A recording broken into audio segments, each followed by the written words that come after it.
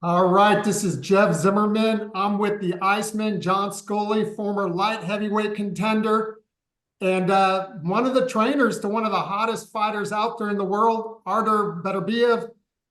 Just came off a masterful performance this past weekend. And John, man, how you doing? Feeling pretty good, all things considered. Yeah, man. You were just on ESPN this past, what was it, Saturday night? I kind of lost track of Saturday. Yeah. Saturday night against Callum Smith, former super middleweight champion. Had a tough go at it against Canelo. But a lot of people going into the fight were like, maybe this is the time. Maybe this is the time. And then Yeah. Beterbiev did what he always does, 20-0, 20 knockouts. Talk about that night. You know, as it was happening, it occurred to me because sometimes it looks different when you're there in the corner, and I don't know how it looks to the people on TV, but it occurred to me that that might be the best Arthur's ever looked in my eyes. Like around the seventh round, I was like, man, this guy's just he's flawless. Like he's just taking this guy apart, making it look so easy. And we had some concern, as anybody would. Callum has that power with that hook, and Arthur just took it away from him, took the power away, kept his hands up, moving his head. I mean, it was a heck of a performance for sure. Yeah, man. And listen, you've been around forever. We'll talk about your boxing exploits here in a little bit, but talk about your role because you are in his corner. You are one of the trainers, but it seems like kind of like the Crawford, where they kind of have a team. Is that what it's like? Or talk about your role with Beterbiev.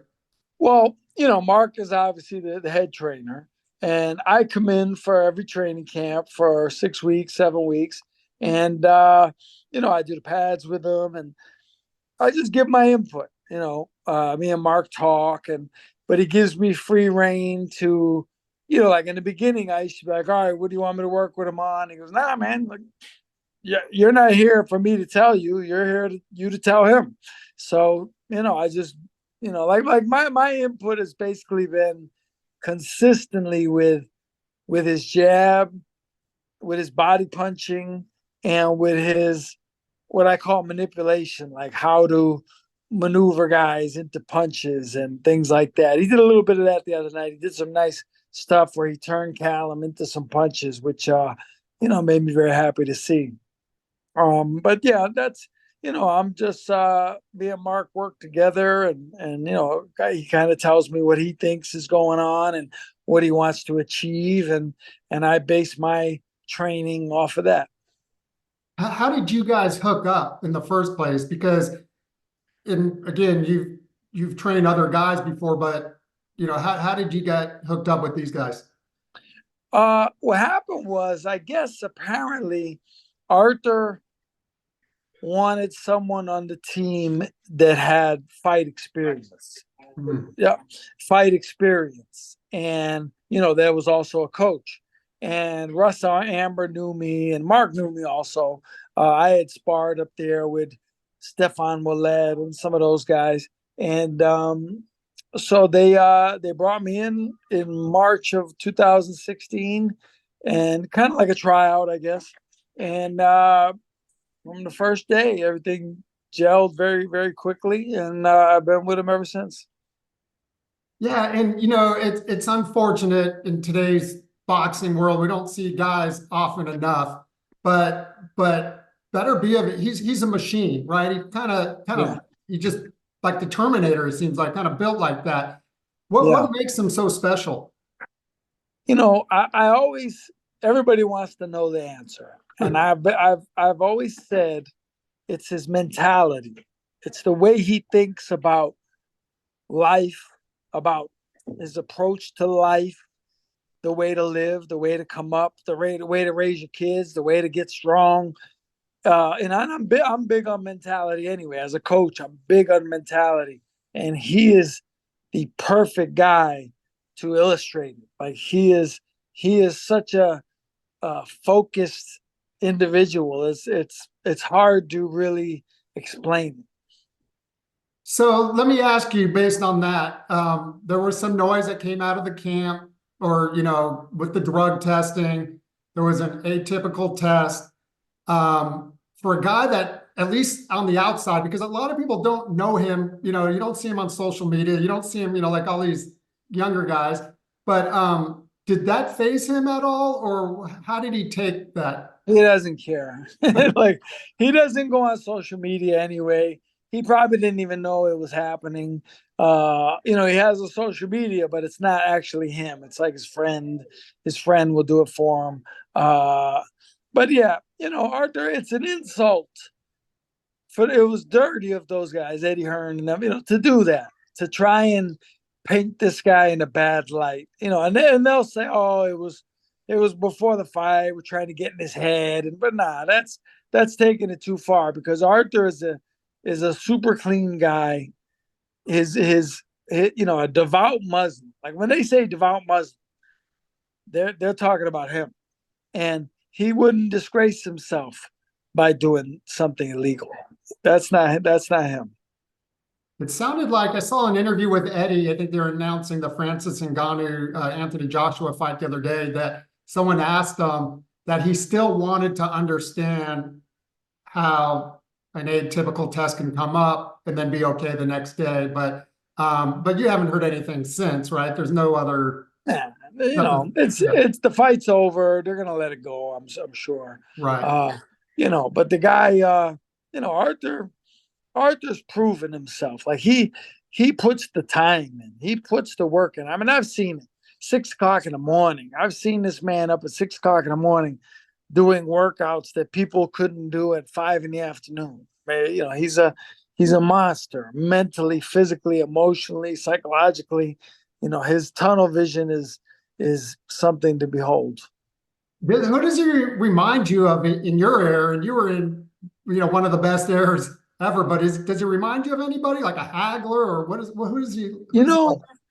I would say Hagler, and I would say in a more specific way, like Bernard Hopkins. Bernard was famous for being fanatical about his training and taking care of his body. And Artur's very, he's that type of guy. And I always tell the story. I don't know if I told you, but I always tell the story. When he fought Joe Smith for the unified titles, that was in June of last year. He fight was on a Saturday. He got done with training camp, fought the fight, won the fight, went home on Sunday. Took Monday off. Tuesday morning at 6 o'clock in the morning, he was in the gym hitting the tire on the wall with sledgehammers, miniature sledgehammers. I have it on video. He's doing that like 8 rounds, 3-minute rounds each. Nobody does that. Nobody does that 2 days after the fight. Forget it. They're not doing it. They may say they're going to do it, but then when it comes time to do it, they don't do it. He gets up. So that means he had to get up at 6 to get ready and to be there at 7. You know what I mean? Who does that?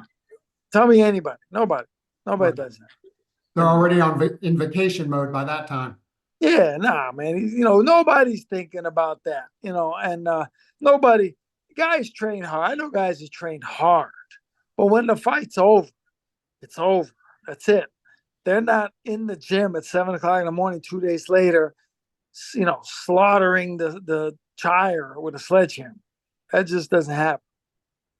Yeah, you bring up Hopkins, who I've gotten to know a little bit as well. And ironically, I know one of his favorite fighters was Marvin Hagler. So, You're right. Nobody, in the modern era, and Hopkins goes across multiple eras for as long as he fought. Nobody was as disciplined as he was. So right. Seeing what Artur's doing is, that's a great comparison. Right. Let me ask you though, you're a trainer. One of your probably best achievements, speaking of Bernard, was training Chad Bad Dawson for a world title against Hopkins. What do you recall from that experience? you know what? I'll tell you, I always wondered as a kid watching TV, watching fighters and watching trainers, to take a chance in a fight as a trainer, it's ballsy. Sometimes you have to put everything on the line. And there came a moment. The plan for the fight was for Chad to use his boxing skill because Chad was a master boxer, elusive and tall and all of that. And we started the fight, and for the first, say, 3 rounds or so, Chad was winning. Everything was working good. But I forget the exact rounds, but maybe around the 4th or 5th round, I saw something and I said, Hopkins is starting to figure us out. He's getting a little closer. Something's happening here. And I'm lucky that I see it because a lot of people might not see it unfolding. And I remember I took a chance. I didn't hesitate, but it was a chance. And I told Chad between one of the rounds, I said, Chad, everything I told you, forget it. I said, I want you to get on him. I think it was around the 7th round. I said, I want you to get on him. I want you to turn around. I want you to go right to him. I want you to get on him. I want you to put him on the ropes. I want you to put his back to the ropes. Let's get it on his feet, off his feet, and let's just maul him. Take it to him.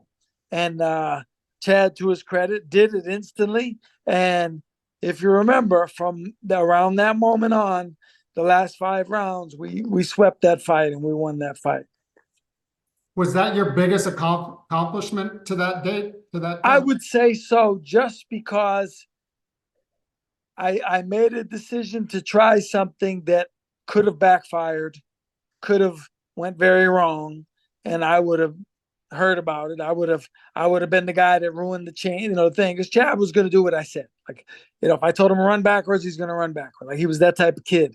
So I didn't hesitate, and I was proud of that when I look back on it. I was proud of it because, and it's a funny thing, I've never seen the fight on tape. I've never watched it. I've never seen it. But people have told me, oh, you got to watch it. I believe it was Larry Merchant or Jim Lampley was talking very good about you, Emmanuel Stewart, and they made comment about how you did. You told Chad to forget everything I said, turn it around, do this, do that. And so I've never seen it on film, but I remember it in my head. And that was, that was a big moment because I took a gamble and lucky I had the fighter that could execute, and it worked. Yeah, and they did say that. And when a guy, obviously Lampley Merchant, but when a guy like Emmanuel Stewart, considered one of the probably top 3 Eddie Fudge, Dundee, I mean, a who's who of trainers, when he comments like that, I mean, that must feel good. Yeah, for sure. Yeah, that was nice. How many trainers, John, and I'm here with the Iceman, John Scully, Jeff Zimmerman, how many trainers would throw out a game plan halfway through a fight? Like, how many would have the balls to even do that? Because that takes a lot of guts. Well, that's what I'm saying. Like, I'm proud of it because as it happened, I didn't hesitate. I didn't think about it. I knew it was the right thing to do. I knew what I was seeing. I knew I could see Bernard's mind working, and I could see that he saw something, and that, it's like, I don't fish, but I imagine you go fishing, when a fish is biting, and you're not going to get him right there, but you hang around for a few minutes and you're going to get him, and right? Well, I felt like Bernard saw something, and he was gonna walk Chad into some stuff. So I said, man, we spurred a moment. We got to do something. I said, you know what? Just flip it on him, turn it on him, just jump on him, back him up. And like I say, it worked out, and it became one of my greatest moments. No doubt. And to do it with a guy like Bernard, a legend in the sport, that's something to hang your hat on there, John. Right. Yes, sir. But listen, man, let's talk about, it's not the elephant in the room. I think everything we've talked about is good stuff, especially for the fans out there. But everybody, first it was Crawford Spence. Everyone wanted that fight. We got that fight. But now there's kind of talk, Benavidez and Canelo, sure. But I think the fight that a lot of boxing fans want to see now is Beterbiev and Bivol. Right. I mean, I don't know if it's signed yet. I think negotiations may be starting, but break down that fight, man. You know your horse better than anybody. Bivol is a proven winner. Talk about Right. that matchup. You know, Bivol is very good. You know, skills and style, and I'm not. I don't want to come across like I'm knocking him because I'm not. But I just have to say, like, when people talk about Bivol, subconsciously or not, they're basing it on the Canelo fight. They're basing him on the Canelo fight. That's what they think of first. Now, beautiful win, nothing wrong with that. But Canelo's a very small guy. You know what I mean? And he showed that. And, you know, Canelo, there's a reason Canelo has not fought Artur. He went up to light heavyweight twice. He didn't choose Artur. Make no mistake. There's a reason for that. You know, that's not like an accident. You know, by design, they avoided him. And I don't blame them because Artur is twice the size of him. And the thing is, like Bivol had Canelo on the ropes, and he wouldn't pull the trigger necessarily. You know, he wouldn't try to really get him out of it. Now, you know, with Artur, that's a whole different program. You know what I mean? So while it's a great win for Bivol, taking nothing from that, I'm just saying Artur and Canelo is a different ballgame. Arthur's way too big, way too strong. He's going to get him on the ropes and slaughter him. And like I say, Canelo moved up twice, and who didn't he fight? I mean, you know, it is what it is. Like when he chose Bivol, at the time, Bivol was not a big name like he is now. Right. He chose Bivol as opposed to choosing Artur, so that showed a lot. The same way he chose Kovalev instead of Artur. So, you know, sometimes things, you know, they say like if it looks like a duck and it quacks like a duck, it might be a duck. Well, you know, he could have fought Artur.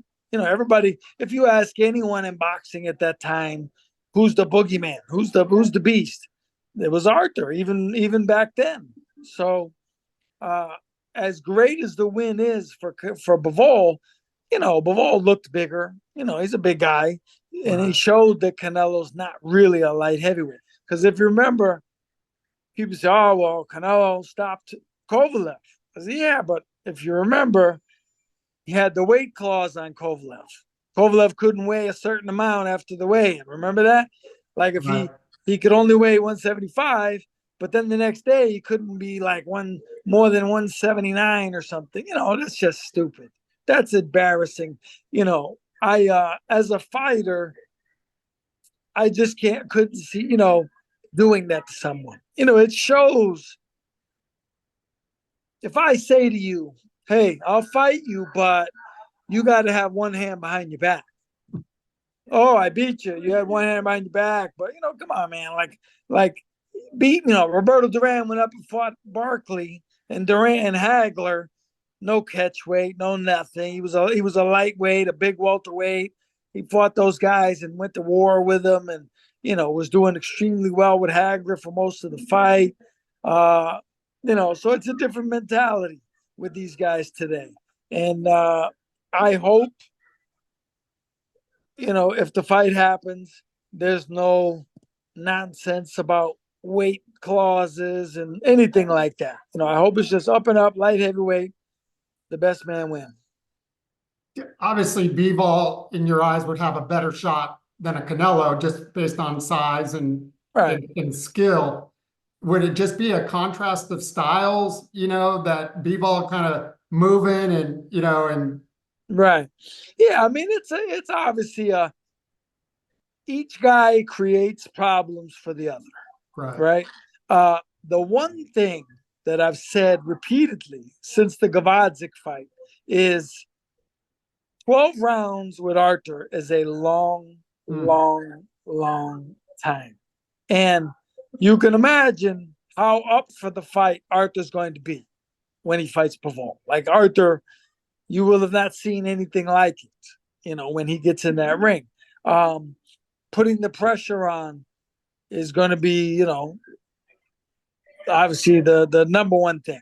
And he's going to do that. And it's Bivol is going to realize that Artur is not Canelo. You know what I mean? He's not a small guy. Artur Bivol is not going to have Artur on the ropes and letting his hands go, and Artur's trying to hide and cover up, and so it's a different fight. I think if people think Bivol is going to win, he's going to outbox Artur, then I say okay, no problem. But if you base it on the Canelo fight, right, I think that's not smart business, to base it on that. What about a Benavidez who could easily go to 175? He's a big dude as it is, and he's a pressure fighter. What would that fight look like? It seems like it would be fireworks from the get. Honestly, and I mean this. Like, I like Benavidez, and he's strong and all that, but I don't know. Like I don't see that as a hard fight for Artur, honestly. Like, I think he's made for Artur. Like, he would, if you would say who shouldn't fight Artur Beterbiev, it would be him. I don't think that style, being strong and coming on later, you're not gonna do that with Artur. Artur wrote that book. You're not, he wrote the book. He's the prototype of the strong guy who gets stronger as he goes on. And I just don't. I don't see it. I don't see it. Maybe I'm missing something. I don't know, right. But I don't see Benavidez as being this huge obstacle for Artur. I don't see that at all. What about take your guy out of the equation? But what about Benavidez and Canelo? How do you see that fight playing out? It's tough because he's big and he's going to let his hands go. Whereas, when Canelo gets on the ropes, a lot of times Canelo, like Mayweather, he can mesmerize these guys and freeze them. Like, Mayweather won so many fights just because people got stuck in the headlights against him and they didn't know what to do, and they didn't know if they should try for the head or should they go to the body. What should they do? How do they beat this guy? And by the time they figure it out somewhat, the fight's over. Benavidez, I think, would punch through a lot of that Canelo defense. Canelo's got like the Floyd defense, right? But a guy like Benavidez, I think, would punch right through that. And it would if Canelo's on his game, like really on his game, counter punching and stuff, he could probably run Benavidez into some stuff, but I think if he thinks he's just going to pot shot him and win like that, I don't know, man. Benavidez is pretty relentless. And I think Benavidez is going to feed off of the fact that once he sees how small Canelo actually is. Yeah, no doubt. And we'll wrap up here in a few, John, man. Like I said, I've been dying to do this. We met at the West Coast Boxing Hall of Fame and obviously on social a lot, and love all the stuff you're doing. But a lot of people don't realize, at least I don't think they do in this era, that you were a light heavyweight contender, fought for the IBF title against Henry Mask. You've been in there with Michael Nunn. You've sparred with James Toney, Roy Jones Jr., who was one of my favorites outside of Sugar Ray Leonard, growing up. Who else? Vinny Paz. I mean, you've been in there with a lot of killers, a lot of great fighters. Yes. Talk about that era and just being in the ring with some of the best to ever do it. At the time, I knew it was something special. And that's part of the reason I boxed with so many guys, because I said one day, this is going to be a big deal that I sparred with these guys.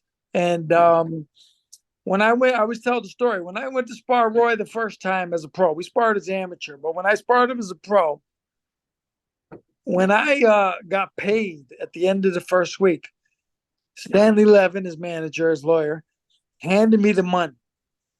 I said to him, "What's this for?" He said, "That's for sparring." I said, oh, yeah, okay, yeah. I forgot that we were getting paid. I would have done it for free. If they said, we're having a tough time, we really can't afford to pay you, we'll put you up in a hotel, and I would have said fine. I would have done it for free because I knew who Roy was, what he was going to be, and I wanted to say I did work with that guy. I punched that guy in the face at least a couple times. You got your licks in, huh? Yeah, we did. We did good work. We did good work. Yeah, I mean, let me ask, John, are you a better trainer than you were a fighter? It's in many ways I would say yes, uh, because as a fighter, I had a lot of time. My most frustrating thing, it all intertwines, but I had a lot of trouble making weight for fights. It was really some of it was my own doing, but making weights was tough. It altered me a lot. Like I was never at my best because making weight just was such a horrible thing for me. And it is for most fighters. But for me, mentally, psychologically, physically, it really was horrible. And I always felt like I never gave my best. A few times, like a few fights here, several rounds here and there. I really fought well. I did well. But the thing I liked about sparring was there wasn't as much pressure because I didn't have to make weight for the sparring. So I could weigh what I want, they could weigh what they want, and we could just do it. And so I think I showed more of myself in sparring than I did as in fights sometimes. That's why I cherished the sparring with the guys that I did. Mike McCallum and just so many people, Vinny Paz and Stevie Collins, just so many guys. And it was because I could show more of myself. Like, and even Vinny Paz, to this day, he sees me and he's almost like frustrated. He laughs. So he tells people, like, if there's people, like if you were there, he'd say, I always tell people, like, this is the best guy I ever sparred with that never won a world title. Because, I don't know what happened to him. I don't know what happened. And, I think a lot of guys who sparred with me wondered what happened. Why didn't I perform as well in the real fights? And it's a fluky thing. Some guys are gym fighters. Right. There's guys who are just brilliant in the gym. And in the fights, they have to make weight and, just so many different intangibles come into play. It's a frustrating thing. It's something really irritates me sometimes.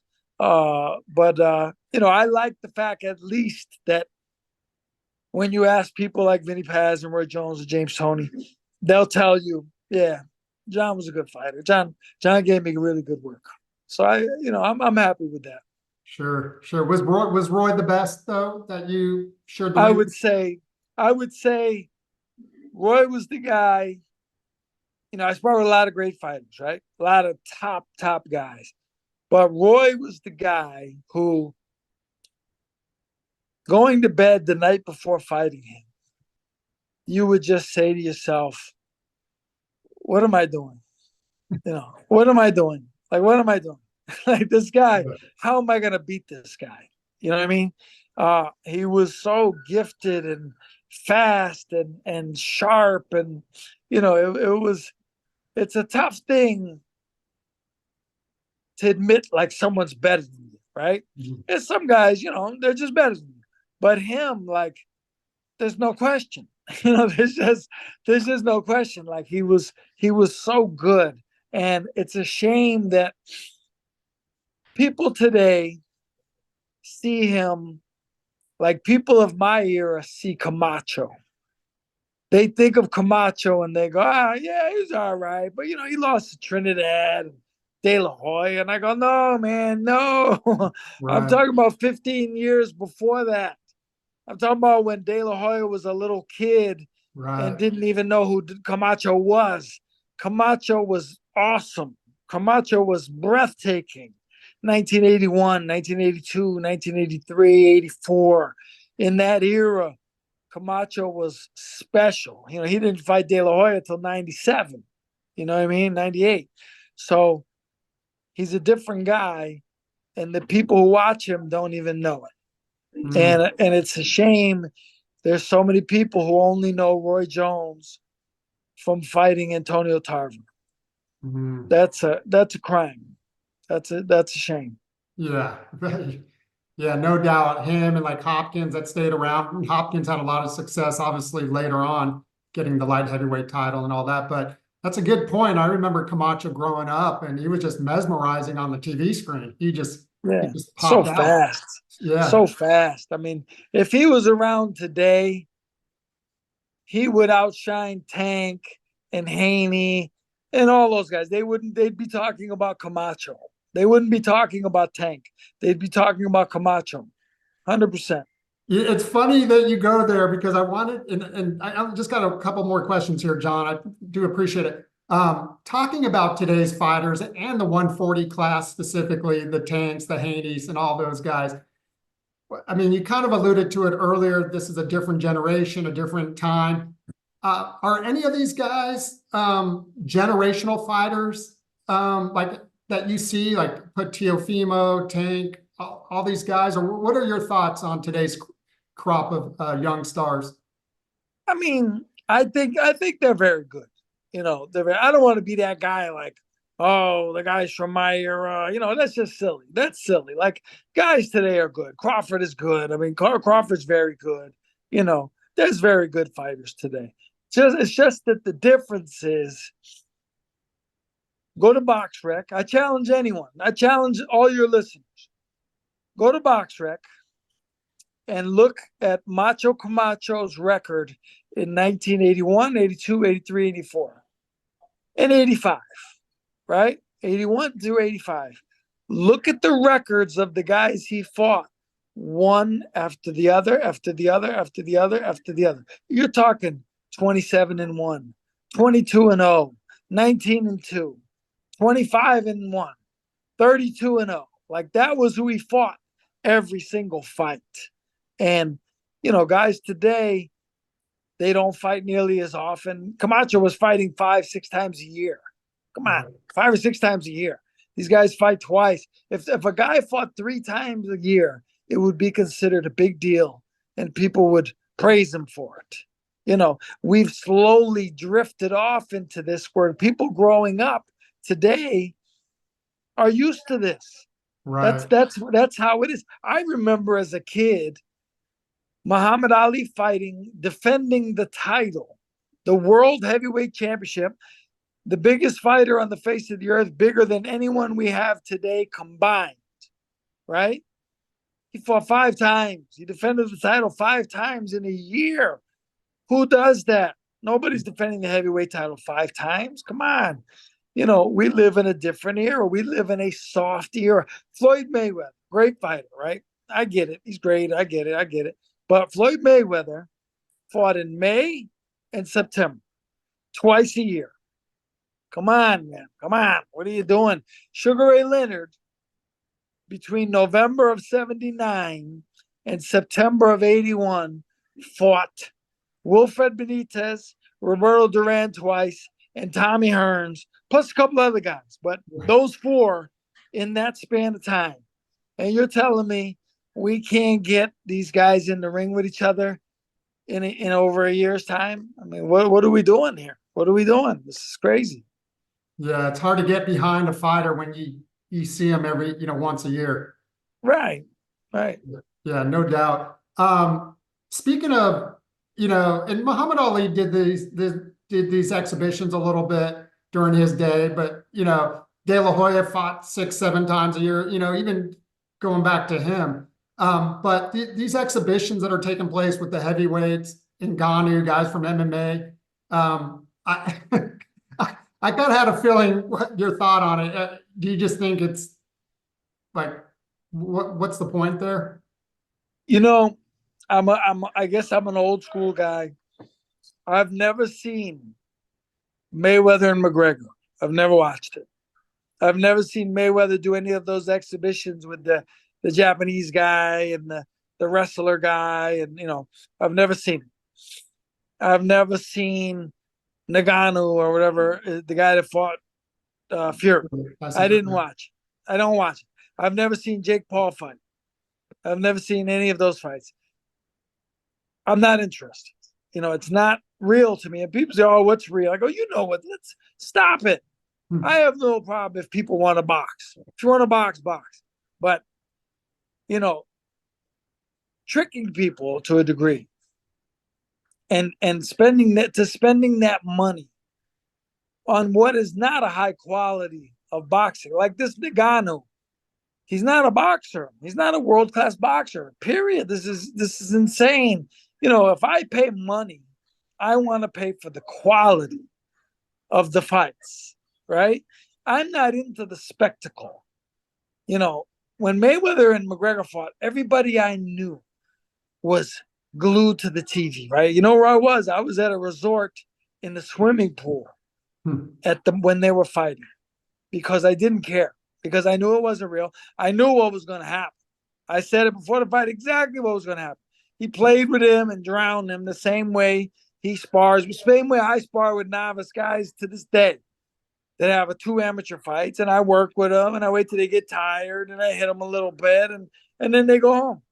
You know what I mean? But Mayweather, I'm insulted that people actually thought McGregor had a chance. My brother told me McGregor was going to stop Mayweather because he's too big and he hits too hard. And I said, see, you're the type of idiot they sell these fights to. You're the guy that's making them the money, because you don't know anything. You think because he's big. You know what I mean? Mayweather would beat up guys that weigh 200 pounds that aren't boxers. He would torture them. But people don't believe that. You know what I mean? So I'm not into it. I'm not crossing over into the realm of this. I don't watch it. I don't do that. I'm diehard boxing, and that's it. Yeah, I hear you. I hear you, John. Let's end on a high note though, because I don't know if enough people know the greatness that you do outside the ring, helping a lot of your peers, a lot of your, guys you may have shared the ring with, or guys that are just guys that, former fighters that are going through tough times. And we both know there's more and more of those than people realize, the way boxing is set up and so forth. But talk about, I don't know if you want to name anybody. I'm not here to get into all that, but about all the fighters you help. You do a lot of fundraisers. I know you auction off signed gloves, and next day you're sending checks to these guys that are in dire need for health care, for food, for all that. Just talk about goodness. Well, several years ago, I ran into a situation where I found out Wilfred Benitez was in bad shape and needed some money for something. I forget. I think it was I'll tell you what it was. It was during the hurricane in Puerto Rico, after the hurricane, and he needed a generator. I think it was to keep his medicine cold or something. And I said, man, Benitez, he needs help. And they had the address, whatever. So I went on my Twitter and I tagged a whole bunch of big hitters. And I can't tell you who it is, only because I heard that he heard I told somebody and he didn't like it. Like, he wanted to remain anonymous. But long story short, they needed like $10,000 for this generator.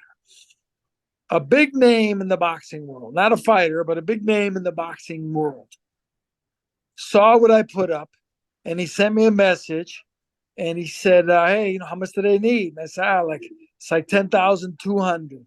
And he goes, oh, where would we send a donation? And I gave him, it must have been a PayPal or whatever. And literally like 5 minutes later, Wilfred's sister called me and said, hey, John, this guy so-and-so just paid for the whole thing. He just sent me the money for the generator.